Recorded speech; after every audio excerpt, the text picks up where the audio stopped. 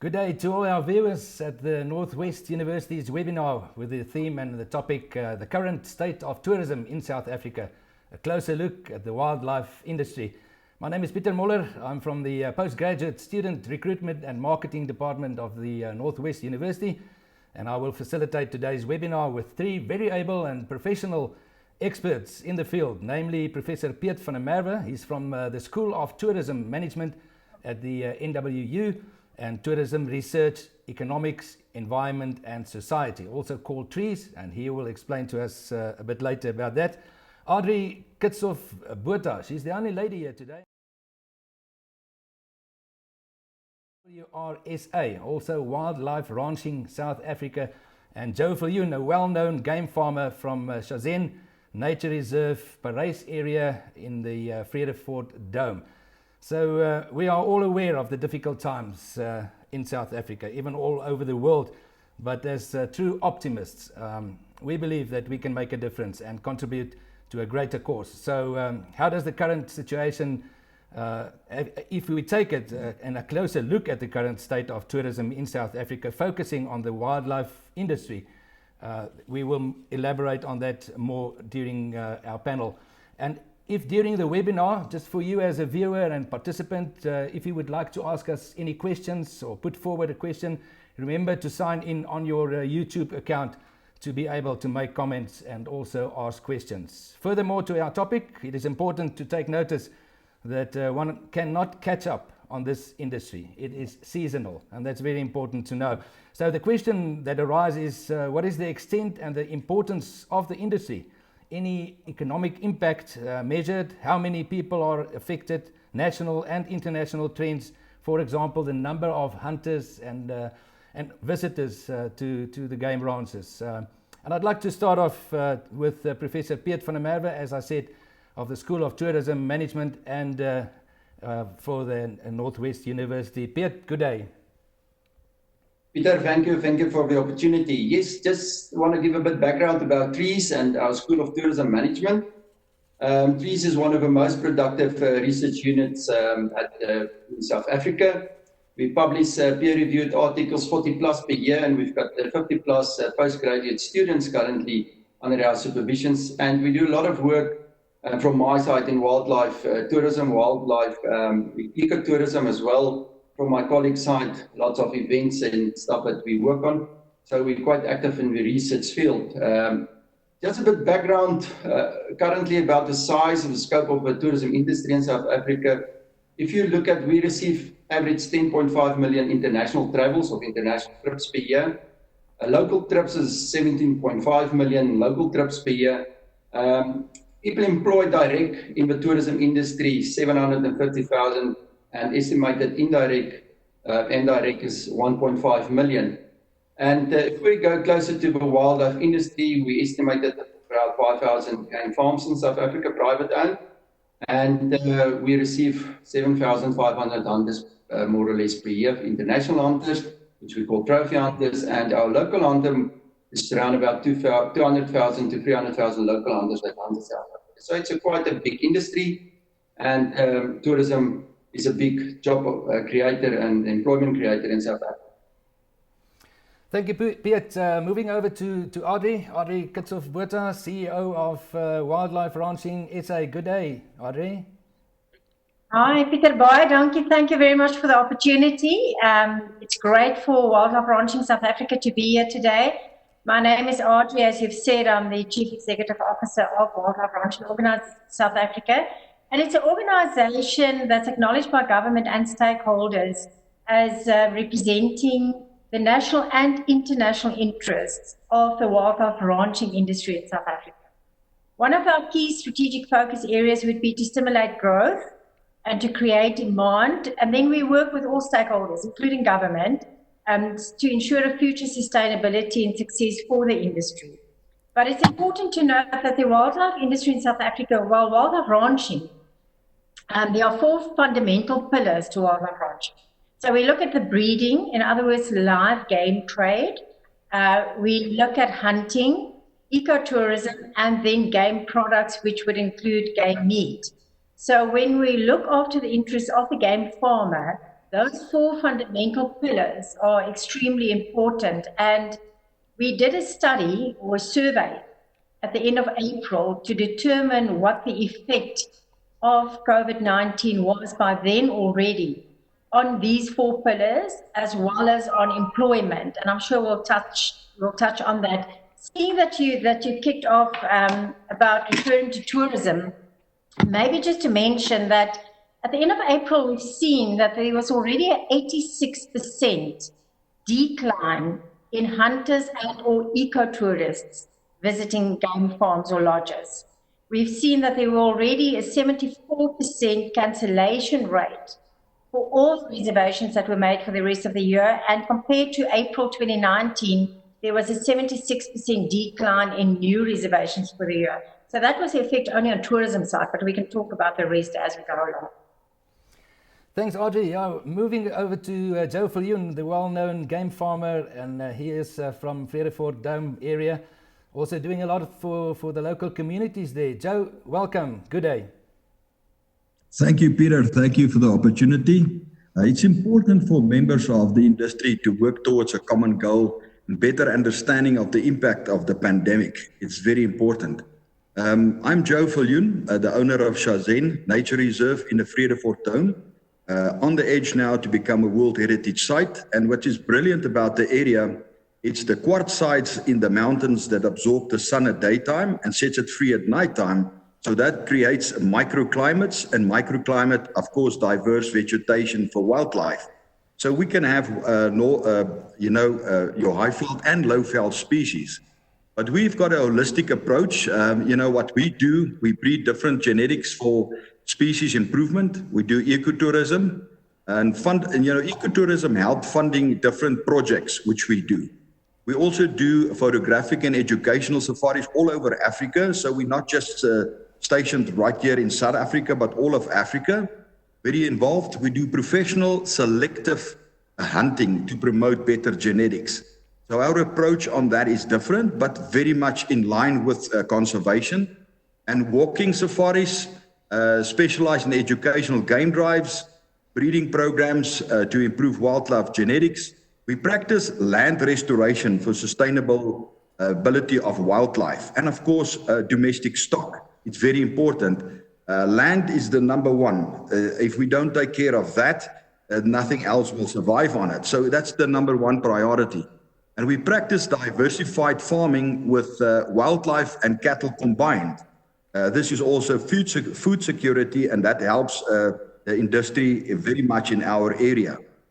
We have an educational program as well. We've got an educational center where we have ambassador species for educational programs, especially on the predator side, where we can see and what we can do to better genetics to put back into the wild in various areas in Africa, where there's a bottleneck effect of inbreeding, so that we can help the species in generally.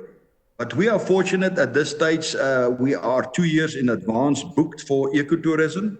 And all our guests, fantastic, they just postpone. So we don't have cancellations.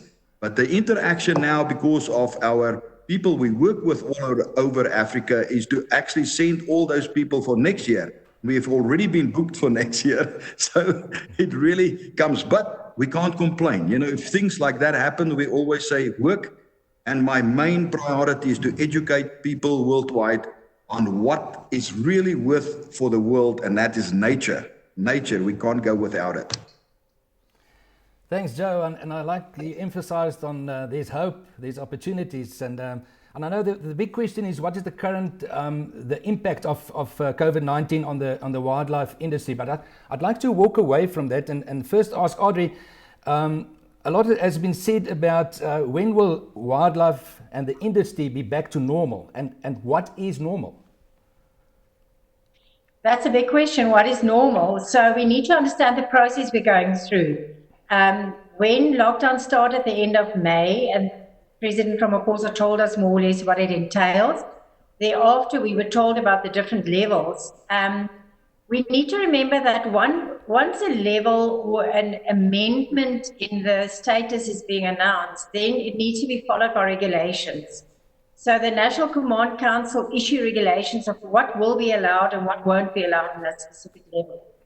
Once that has been done, the various ministries will issue directions or directives indicated that how. So if, for instance, in the regulations it allows for movement of game across provincial provinces, then the directions will indicate how. So we know that we're on the brink of going from level 4 to level 3. And it's important for people to remember that once the regulations will be published, which should be any time now, any day now, then it will take a few days, or last time it took about 2 weeks, but we hope it will be sooner. But we will get the directions from Minister Barbara Creasy from Biodiversity about how we can implement. So it's very difficult to say when things will be back to normal. It doesn't only depend on our regulations and directions, it also depends on international visitors visiting South Africa and what the arrangements would be there. So we just need to keep our eyes and ears open about what's happening, and then we'll know what's happening. But back to normal, that's a big question.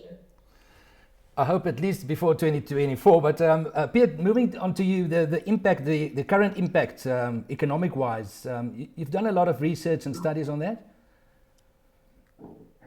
Yes, yeah, Peter, just looking at the wildlife industry, and as Audrey explained, the 4 pillars now, we've done some good research on that. And focusing on hunting, if you look at our South African hunters, the estimated contribution by them is around about 11 million. Plus your overseas hunters, we're standing around about 14 million, the two together. So the hunting industry, it's been hit hard by this, a billion, sorry, not million. So if you look at the breeding, it's around about 3.5 billion, and then your game products also. And if you all up together, we're around about 20 billion impact on the private wildlife industry. And this all came to a stillstand. So it's a huge loss of income, but not just a loss of income. I mean, our research also indicates that on average there's 15 people working at these game farms and game lodges. And employment is also a question now, because there's no income. Can the farmers and the product owners still sustain their employees? So it's having a huge impact on this. And what I want to emphasize here is that most of these wildlife products are in rural areas where we need employment, where we need economic development. Joe, you mentioned non-cancellations and rather that to postpone. Do you know if there's anything that one can do, product owners and even farm owners to prepare their farms for post COVID-19? Yes, I think, Peter, very important is you build a relationship with clients. We have at least 40% return business. So that's a high percentage. And you build it, and there's trust, the mutual trust between you and the clients. And that's very important. I think it's because of more than 25 to 30 years now we're involved with this, that we get to that point that people trust your operations. They trust what you say. We're very direct to people. We tell them exactly what happens, where it's going to happen.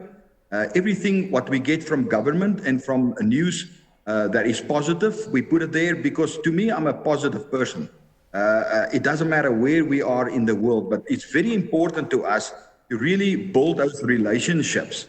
That is a plus point. That's why we can withstand most probably a year to 2 years by operating with no tourism coming to this area. Is because we have been preparing, not that we didn't know of anything that's going to happen, but I think any healthy situation in this world, wherever you are, is really to get prepared, because we're moving into various overpopulation situations. We're having different threats that's running worldwide, and you need to be prepared for what's coming. This is most probably just the starting of things now. Thanks, Joe. RJ, moving on to you. You mentioned it about the National Disaster Management Regulations. Wildlife management also included in that. Which activities can be undertaken now? And are there any restrictions at this stage? Yes. Let's start with live game trade. Obviously, wildlife ranchers trading with their live game. We've had some hiccups with the movement of buffalo, for which blood test results were known before lockdown, which couldn't be moved because of the restriction on movement by the state veterinarians to visit the game farms. So we're still stuck a little bit on that one, but we've proceeded. But at this moment, live game trade is allowed. The transport of live game is allowed across provincial borders and within the curfew hours. In other words, similarly to other livestock, 24 hours a day. As far as the harvesting of wildlife is concerned, which is extremely important on the game range, because that is one of our wildlife management tools. Culling is allowed. So there are certain restrictions in the directions about the size of the culling team, which shouldn't exceed 12 people, and that includes everybody, right from the meat inspector to the truck driver to the people doing the culling. So that is allowed. The transport of carcasses and game meat to the commercial market in terms of the Meat Safety Act, that's also allowed across provincial borders, also within the curfew hours, in other words, 24 hours a day. But it's important that all of these and many others, it's also about the movement of skins and trophies that were hunted before lockdown that must be exported. That's also being allowed. But there's a lot of things. People must read the directions. But the important part is that you need to have the necessary documentation. And with the directions came a permit for essential or permitted services. And the landowner issue that permit to the person who will perform the essential service, whether it's culling or whether it's repairing your borehole. So they must have that, they must have ID documents, and they must have all the necessary permits applicable from the departments. And so, by the way, all the permits issued in terms of NEMBA, the Environmental Management Biodiversity Act, the timeframes have been postponed until further notice. If something have lapsed or within the COVID period, it has been postponed. So that is, I think, live game trade, hunting is not allowed. Culling isn't. So I think I've touched, okay, ecotourism, obviously because of the restriction on movement. Tourists can't visit our game lodges. Audrey, organised agriculture plays a major role in lobbying, in negotiating, also on policy makers. And your organisation as Wildlife Ranching South Africa, do you have an open channel of communication with the relevant government departments, which is applicable to the industry? Yes, we do have, and I must say, Minister Barbara Creasy from the Department of Environmental Affairs has been very open. The industry have met with her 3 times already since lockdown. Our relationships with organised agriculture like Agri-SA and all the commodities within agriculture is very open.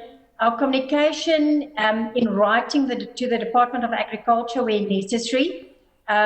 We don't necessarily have the personal meetings, but we are concerned about the interdepartmental communication. So where we get blockages within the wildlife ranching industry, which maybe comes from another department like agriculture or tourism, we did ask our minister to actually work on and improve the interdepartmental relationships. And then obviously WRSA, part of 10, 11, 12 other organizations within the wildlife industry in South Africa. The channels are open and we're working, but our minister can put through her directions as much as she wants to. The final decision is still with the National Command Council. So yes, we must just make sure that all our proposals are well motivated. The channels are open for them. Good news. Before we move to Joe, Audrey, I'd like to ask you, like with other agricultural products, would the industry during these times be able to provide, excess products such as game meat and healthy protein? And are there such programs? And I'd like you to say a few words, and then Joe to elaborate on that. Well, now is the opportune time to get this healthy, affordable protein onto the plates of the people in South Africa, everybody. But yes, we did approach the government about a social grant system whereby we could get protein onto the plates of the needy. We're currently working with, or we've been approached by one province where the Premier is currently looking at how surplus agricultural products can reach people in the townships also through organized systems. We, at the moment, we don't have a surplus because there's no hunting. So that's why it's so important that subsistence hunting will be allowed so that people can source the protein the food. And yes, we are aware, and I think Joe will expand on that, we are aware about certain projects, especially where hunters or game farmers can donate game meat to. This wonderful, healthy, affordable protein to reach people on people's plates. Thanks, Audrey. Joe, would you like to elaborate on that? Yes, sure. Peter, what's very essential to all our wildlife managers and owners is to look, now is the time which we normally don't have the time. And it's the time to look into all your herds, all your variety of species, and see what is the best genetics you think needs to stay, and start managing those that you know it's not good for breeding. Brilliant meat, nothing wrong with the meat, but those type of animals can be utilized now in a sponsorship situation where a few farms get together and focus on your community in the surrounding areas and see where is that needed, and then we can ourselves can cull these animals and then have it done and set out to these communities. Thanks, Joe. Beat, we touched on it just now. How can product owners also diversify their product or their farm to cope with the current losses due to COVID-19? Yeah, Peter, I just want to link on with Audrey and Joe what they just said. I mean, one of our pillars which is least developed is with game products like game meat. If this were better developed, we would have had a better scapegoat for the wildlife industry now to have a different area where they can profit from. And maybe Audrey must just say a couple of things regarding what restricted game meat production, because it is not like your normal cattle that you can take to abattoir and sell it. There are some strict regulations and restrictions regarding that. And if this were more in place and we were more able to distribute game meat, game farmers might have had a better opportunity now to do this. And this also gives us now opportunity to get this in place, to get our game meat industry more organized. Maybe, Audrey, if you want to, just a few things on what should prohibited game meat be more in use. Audrey? Yes, thank you. I think I'll start with the current situation with COVID-19. And what I neglected to say earlier, the directions are clearly stipulating that if the game meat from culling processes or whatever needs to go to the commercial market, it must be done in terms of the Meat Safety Act. Now, the Meat Safety Act at this moment, there are no supporting game meat regulations yet, which has been outstanding quite a while. The industry got together last year and we formed a game meat industry forum to exactly see what the holdup is in the regulations, and also to talk to the Department of Agriculture about the issues there that are blockages. But at the current moment, the fact that you need to deal with a meat that's intended for the commercial market, you have to deal with through the Meat Safety Act. So it needs to go through a registered abattoir. Or if you cull on your farm, you need to have an inspector with you if that meat is meant for the commercial market, to obviously inspect the meat and all those kind of things. And I think that is what Professor Peters referred to.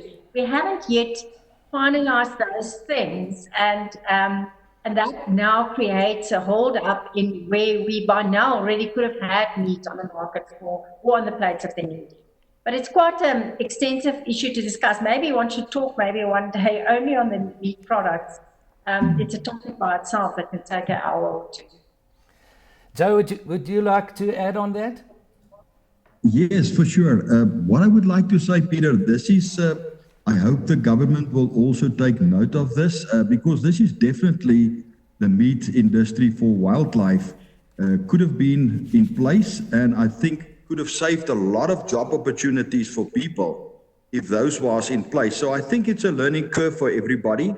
And with this threat that we're having at this stage, I think now's the time that we can correct this and work hand in hand with them so that we can get the process going and all the regulations concerning a farm abattoir or a farm that you have that specific inspected and get it done, and so that we can move forward with this. And I think that would really secure a lot more jobs, because at this stage a lot of people and farms will rely on those kind of income to keep their workers. And that's important. I think it's a time now that people really got to take hands and let's move with it. And like Audrey, the organization she's involved, I mean, it's really a big step forward for the industry, and they are very well organized. And I think from that perspective, they need to take this very strongly to government, and that they can see where the mishaps happen, and let's correct it as quick as possible, because we don't know when we will run into something like this again, or how long this one will keep us.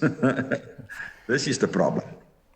Thanks, Joe. Piet, I would like to just move back a step and ask you about tourism itself. The current impact economic-wise. You've done a lot of research. The university's done a lot of research. Any answer on that? Yeah, if you just look at South Africa, our total income from tourism, direct income is 114 billion per year. Indirect, in induced income, we're close to a range of 400 billion per year. I mean, the tourism industry is standing still. And coming to your prior question, you just have asked what can be done to get this industry going again, and how can we assist our game farm and wildlife industries. I think is that we need to focus on two things, and this is to get the local tourism going again, and also our local hunters. And I would hope that the government will ease on these, maybe in stage 2, where we will allow people to travel in province, because then the product owners can open for local hunters in their province maybe, and also for tourism in their tourists in their province. Remember, people have been sitting at home for quite a while, and I foresee that people would want to go out to the outdoors and want to be in nature after this lockdown, and there's really opportunity now to open for our local market. Even if you've got luxury lodges, give the guys a reduced price. It's better to have a couple of people there than none, and get some income from it. And this is opportunity again to get our local tourism market going again. Thanks, Piet. Talking about the local tourism, and you mentioned it, is there any innovative ways of, something like virtual tours that will that tourism can look at? Yeah, if you look at the trends on the industry and what people do, and even Joe, I'm following his Facebook page, is that people are posting a lot of what the tourists have done on their game farms, or where they have been on a safari or on a hunt, to remind people about what their experience was and how they experienced it. And it's very important for the industry to keep reminding their guests and their tourists that, listen, we're going to open again. This is what we have offered. And as I said, you must remind people to come back, and I foresee that people will go back to wildlife again. And this is one of the opportunities again. If you look at events or mass tourism, that is currently that is a no-no. People, they don't want lots of people together. But on game farms where you don't have that much of people, and you can actually, if the social distancing also implemented on your game farms, it's a really opportunity for wildlife industry to open now and pull these market into their game farms. Piet, before moving away, yes. Tourism as such, accommodation and guest houses, there's a huge problem. Yes. Yeah, guys need to be prepared. I mean, luckily for us, industry organizations like FETHASA and the Department of Tourism, they publish a lot of information regarding what needs to be done to get your product ready. To keep it social distancing. I think it's now important, while you have time, to get your product ready, to be ready when we open, that people will go to places, because people will demand that you give them a safe accommodation haven in that sense. So it's important for people to go and look at these requirements regarding sanitizing, social distance at your lodges and accommodation places. So when we open, you might not have full capacity, but you can run maybe at 50% capacity, but rather have these people and be ready for it to open your place when the government say, yes, we can. Because that will be demanding. I mean, if I want to travel, want to go to a tourism destination or a product like Joe's place, I will ask him, Joe, what things you've got in place to secure my safety at your place when I start to travel? And that will be very important for people, to give that security. If you can say, listen, I've got these and these things in place, you will be safe. I do all of these things to require to stop the spread of COVID-19. You people will visit your place again. Joe, would you like to add on that, coming from the industry? Yes, absolutely, Peter. It's essential, I mean, for us to keep contact with your clients consistently. And with social media, I always say It's a threat and as well as not a threat. The thing is to use it properly. And that is we can stay in contact with our clients and keep them updated what you are busy doing, because they have seen your place, they visit your place already a few times or the first time, and you're changing constantly and fixing things where it needs to be fixed, and you put things into place that really show them that you are really very serious about their safety, and especially on the safety now of these pandemics we're moving into, that they can understand you will do utmost best to make sure that they are secure and in a place that is safe for them to come. And that is nice because they talk to all their friends. I mean, of course, it's a ripple effect. And they tell, oh, look what our guys is doing in Africa here. They're really doing this. So this is an organization to stick with because they are serious about their customers. Thanks, Joe. Audrey, moving towards government, you as an organization, you're on the front foot, also negotiating, as I said, lobbying with policymakers and open channels. What can government do to assist the whole tourism industry? Well, you know what, like with live game trade and game products, tourism is also an income stream. So we need to identify the blockages of the income stream, and we need to find solutions for that. And government is open to, well, the specific department and minister is open to listen to the industry. And we must go with proposals that she and the department can be comfortable with to take forward to the National Command Council. Considering ecotourism, consider somebody driving with his own vehicle to a game farm instead of being in a bus or a vehicle with many more people, and then you arrive at the game farm where they have everything in place. The staff have the PPEs, everybody is being screened, they've got an isolation area if it would be necessary. They can even ask you to confirm that you haven't been exposed to the virus, or even ask you to bring a test that you do not have the virus.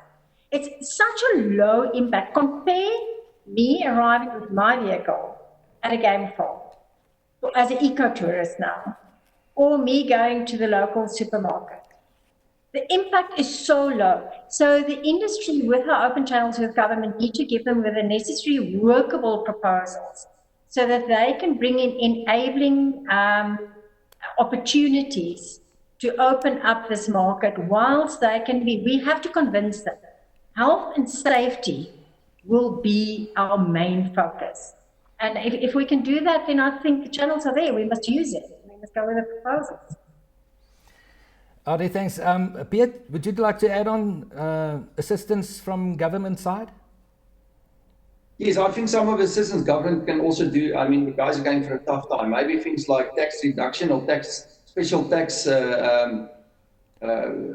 protocol that they can do for a couple of months after lockdown, where people have to pay reduced taxes on their tourism income.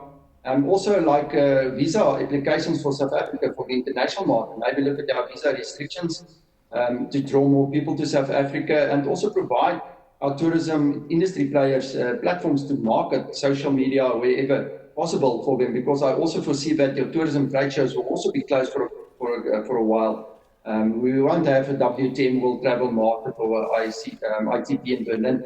Those things will be closed until I think only next year when that will be open. So there are measures that the government can assist with, as I mean, tax reduction and maybe looking some other restrictions, also restrictions for tourists traveling in the province. Open with travel for tourists in province, I mean, that will also start to help. Thanks, Piet. Just to tell our viewers, if you would like to participate or put forward a question, you're more than welcome. Just remember to sign in on your YouTube account to be able to make comments and ask questions. A couple of questions coming in, and I'd like to put it forward to you. Billy Lloyd from Limpopo, he asks, any indication of when to advertise again? Is there any indication of what level borders will be opened again? I think I'll start with you, Audrey. Yeah, like I said earlier, we will only know once it's been published or allowed by government, but about as the regulations and the directions come through. We really hope that the market will be open for the local South African, for the subsistence hunter who wants to go and hunt for sourcing his or her own protein. We're trying to get that through to level 3. Level 3, we know it takes effect 1 June, and then we just wait for the directions from the minister, and we can only hold thumbs that it will be there. Regarding international hunting, I think it specifically stipulates in the level 4 directions that game farmers, hunting outfitters may proceed in marketing their product. But when it's going to open will depend on the international countries where the international hunters come from. Maybe Joe can say more about the marketing efforts.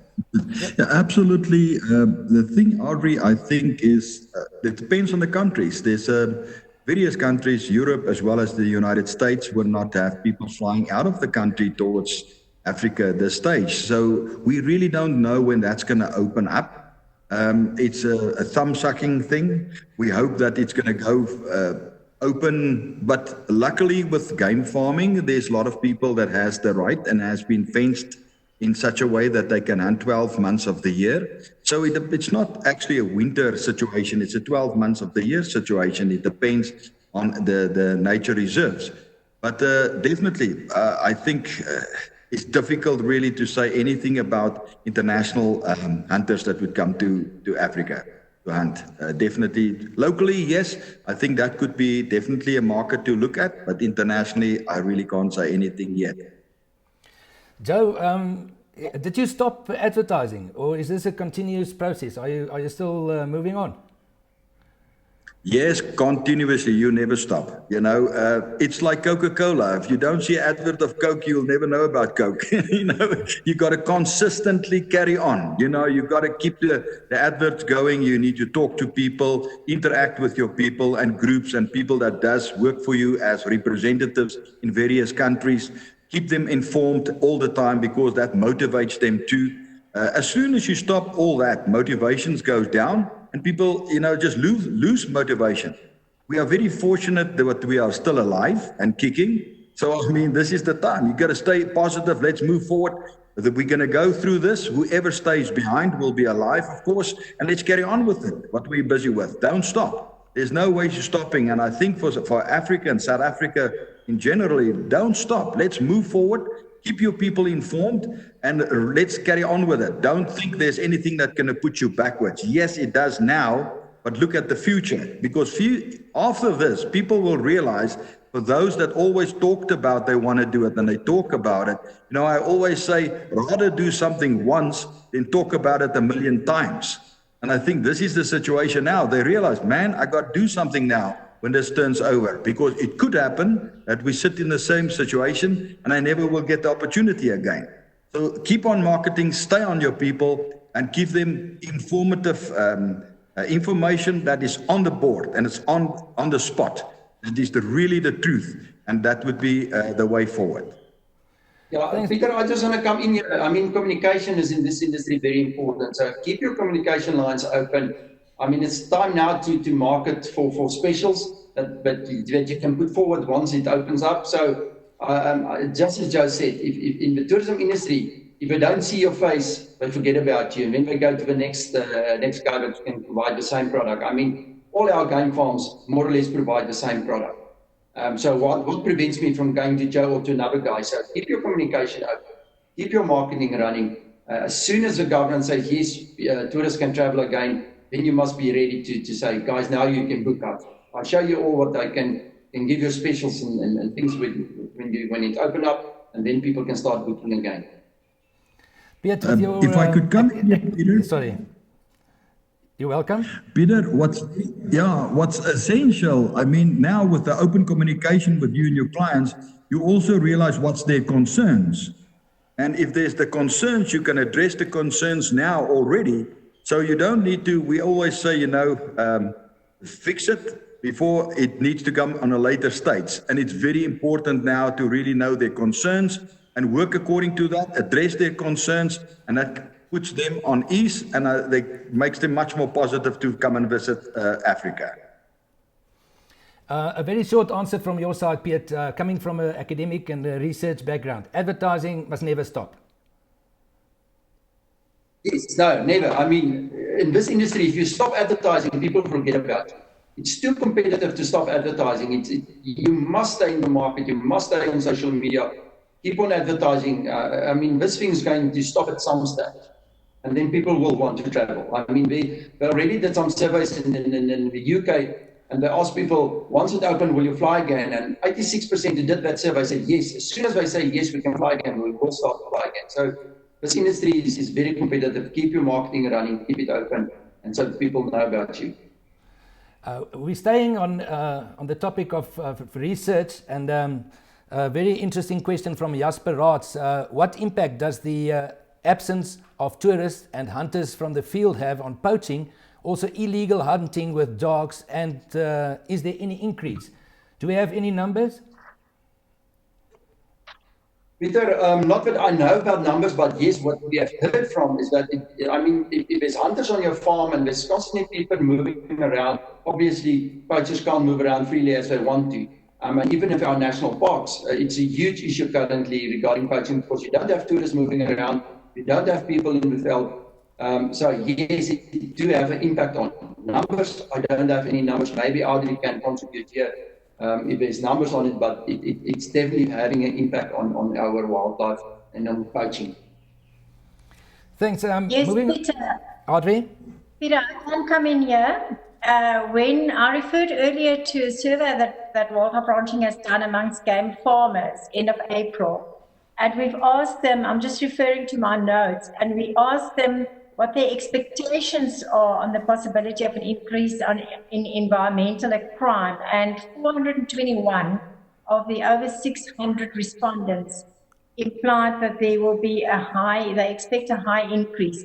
And basically, because you have less feet in the field, you don't have the tourists, you don't have the hunters, so it does encourage, according to the game farmers, they expect that there will be an increase in all environmental. Thanks, Audrey. Joe, would you like to say something? Yes, definitely there could be an increase because you look at much more people have no jobs anymore. There's a lot of job losses, so there's hunger. There's all the different things that is happening.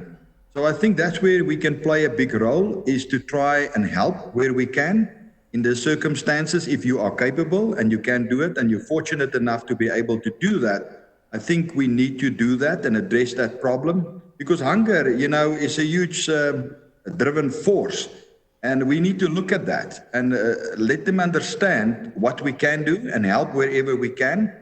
And if there's soup kitchens around or anything in your area, your close environment, is to really address that now, because that will help the poaching situation as well. It's essential. It's again communication and open field and open to your people in your area. You've got to really put into your community. It's important.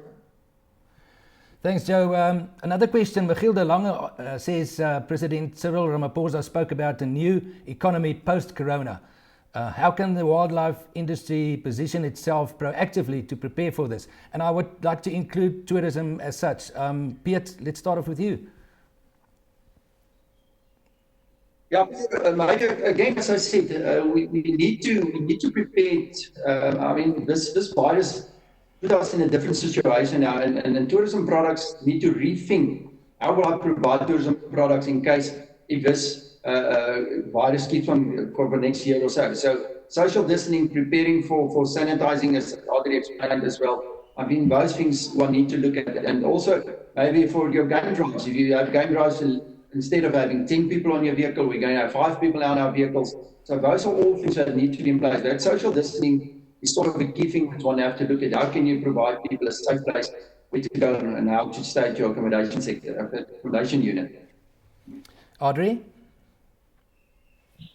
Peter, yes, I think we come back to what we said a couple of years ago as well, the importance of diversifying on your game farm.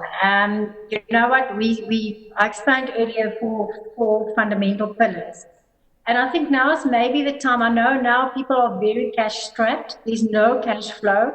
But at least like Joe has said, and I've listened to Joe because he had such a positive message the whole day through. It's about using the time now to create your economy for the way forward, and diversification in the game farm amongst the 4 fundamental pillars, which is hunting, breeding, ecotourism, game products, and then there's also the mixed farming, the fifth important issue.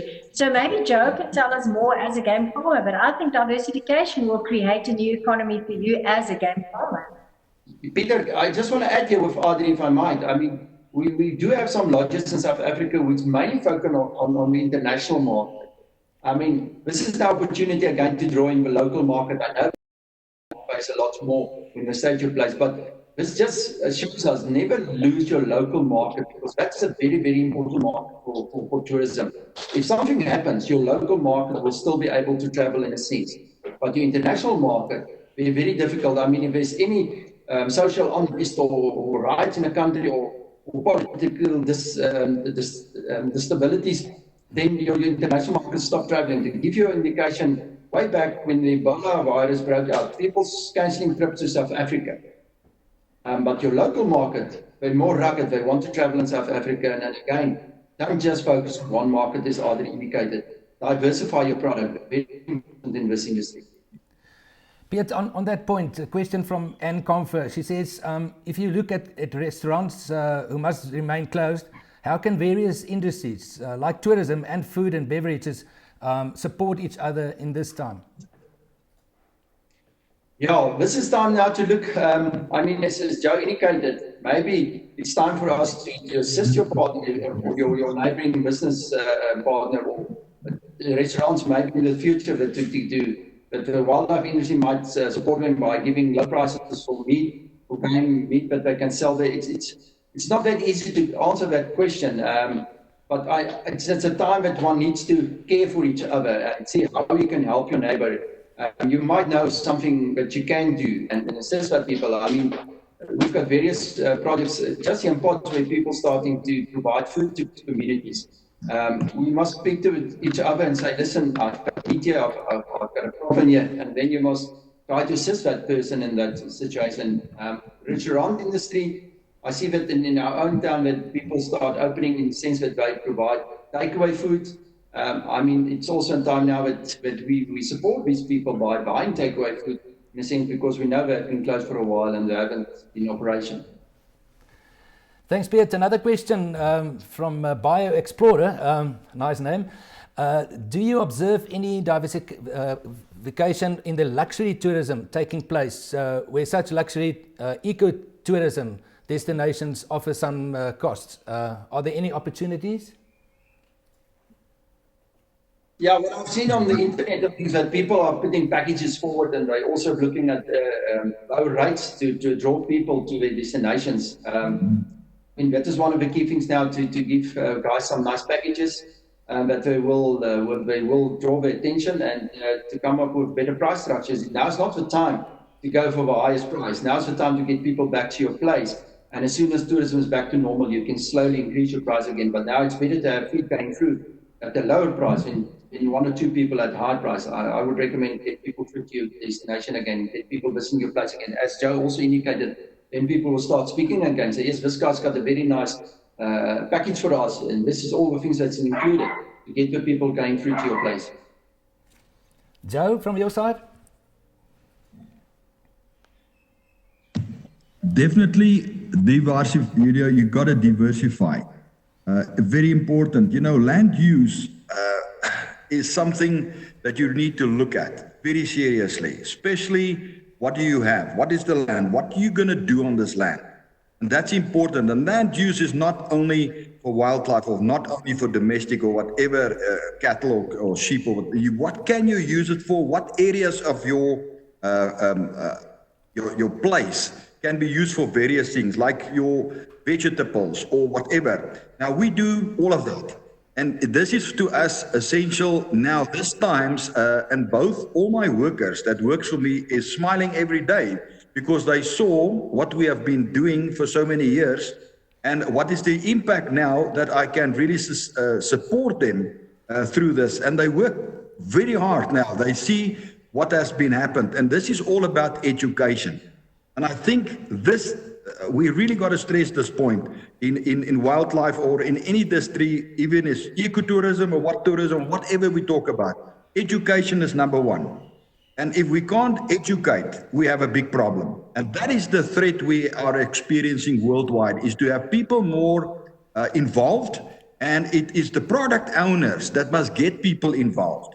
You can't just wait and let things happen. You must do it.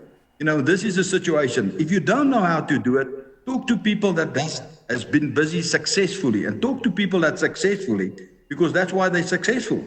Don't put your ears out for people that's not doing it. It's very important to get it where it's happening. You can see the positiveness, you can see the growth, and diversify your land. It's important because you never know of the day of tomorrow. And we are blessed to have what we have, so we must really manage it properly. Thanks, Joe.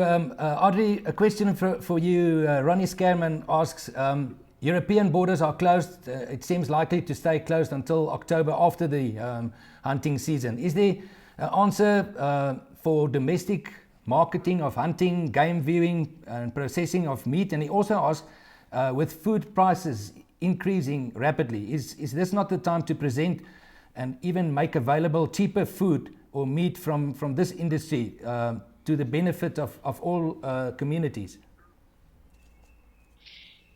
Definitely, this gives the industry the opportunity to get game meat onto the market and to make people understand a little bit more. Obviously, game meat is more affordable. Game meat is healthy. A lot of people don't know it, but a lot of people don't know how to deal with it. A lot of housewives don't know how to cook it and how to prepare it. So we've got some education once again to do, because this is a wonderful product that we must get out there. But once again, aligning with a specific department so that we can make the legislation more enabling for the game farmer, the producer, to get the meat onto the market, as well for hunters to share with their families and their friends. Regarding local South African hunting, what Joe has said all along, you never stop marketing. So the game farms who have previously had South African local hunters visiting their farms, please contact them. Tell them that the moment that you will be ready for them, with the highest health and safety risks, you will be, or criteria, you will be ready for them, and put things into place for that subsistence hunter to visit your farm. International is another story. And then you touched on high-level tourism earlier.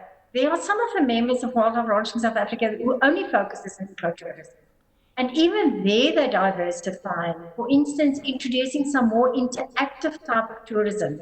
Start marketing it, start advertising it, so that people would look forward that the moment they come, they will visit your farm and they will walk into the veld, they will see when you dart or dehorn a rhino, or they will experience the eradication of alien plants or whatever. That interactive tourism is also a good new different method of ecotourism. Yeah. Thanks, Audrey. Joe, moving towards you, is there any chance of cheap biltong and droewors from your side? Yeah, definitely. Definitely. Just to add a little thing to it, to Audrey, is that if you're on any place, please make use of qualified guides that knows nature, that people can get the correct message and the correct information of the area or the habitat, birds or whatever you are involved with. It's very important to get qualified people, and there's so many out there that don't have jobs. And this is the time where people can opt these people onto their private nature reserves or game farms, where they can really add to the value of that specific property. But yeah, definitely this year, biltong and droewors, man, we got to get that. I mean, this is South Africa. There's another interesting question for you, Joe. Do you think there's a market in monetizing virtual safaris at this time? Is it sustainable? Do you think so? I think so. I think we can do that, yes. Thanks for that one. And a question from Jasper again. How should the game industry manage bad publicity by environmental rights groups capitalizing on the possibility that this virus originated in a live animal market? And I think I'm going to ask Piet to answer this one. Piet? You're giving me the difficult ones. Yeah, Peter, bad publicity in this industry has done some serious damage in the past to us. I think one thing to stop bad publicity is our hunters and product owners to stop posting things which will give bad publicity to the industry. I mean, it's so easy to take a video where your buddy does something funny while you're hunting, and soon those things are on social media. And that gives us a very bad name. So my first plea is to the hunters and the tourists, don't do things and post it on industry or on the website that will give us a bad face in the private or in the public sector. Regarding the animals, I mean, yeah, that's a difficult one. But they say that it's originated from bats. And yeah, I don't know. I mean, the wildlife is innocent in this. We must not blame wildlife in this. It is people in this with these animals. But bad publicity, my only recommendation here is that we don't post things which is not healthy for the industry. That is very important for me. We're nearly wrapping up. Judy van Skalkwyk's got a nice comment. She says, what about recipes on labels of game meat or even spices to add? Audrey, as a lady.